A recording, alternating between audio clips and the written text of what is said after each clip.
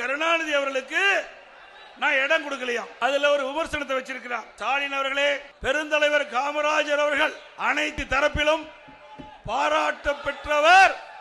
காமராஜர் அவருடைய காலத்துல அவர் எந்த கட்சி சார்ந்தவர் என்பது முக்கியம் அல்ல. அவர் வாழ்ந்த காலம், அவர் கிராமத்தில் இருந்து நகர வரை மக்களுக்கு செய்த சேவை இன்றைக்கு நிலைத்து இருக்குது.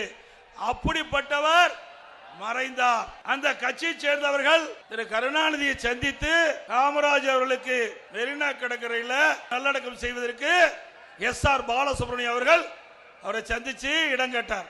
அப்ப திரு கருணாநிதி அவர்கள் சொல்றாரு, முதலமைச்சராக பதவியில் இருந்து உயிர் நீத்தா அவர்களுக்கு மெரினா கடற்கரையில் இடம் உண்டு என்று தெரிவித்தார். பிறகு திருமதி ஜானகி அம்மாள் அவர்கள், பொன்மனச்செம்மல் புரட்சி தலைவர் எம்ஜிஆருடைய மனைவி, அவர் தமிழகத்துடைய முதலமைச்சராக இருந்து அவர் இறந்தார். அதிமுக சார்பாக அவரை திரு கருணாநிதி முதலமைச்சர் காலத்திலே அவரை நாடி பொன்மனச்செம்மல் புரட்சி தலைவர் எம்ஜிஆர் நல்லடக்கம் செய்த இடத்திற்கு அருகில் திருமதி ஜானகி அம்மாள் அவர்களை அடக்கம் செய்வதற்கு நீங்கள் அனுமதி வேண்டும் என்று கேட்டதற்கு திரு கருணாநிதி அவர்கள் அமைச்சரவை கூட்டத்தில் தீர்மானத்தை கொண்டார்.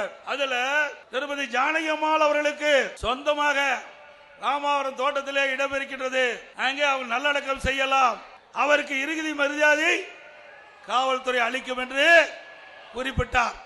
அப்படி இருக்கின்ற பொழுது திரு கருணாநிதி அவர்கள் முன்னாள் முதலமைச்சர், அவர் மற்ற தலைவர்கள் முதலமைச்சர் இருந்து முன்னாள் முதலமைச்சர் இருந்து இருந்த பொழுது என்ன திரு கருணாநிதி சொன்னாரோ அதுதானே பொருந்தும், அதான பொருந்தும். இவருக்கு ஒரு நியாயம் மற்றவருக்கு நியாயமா?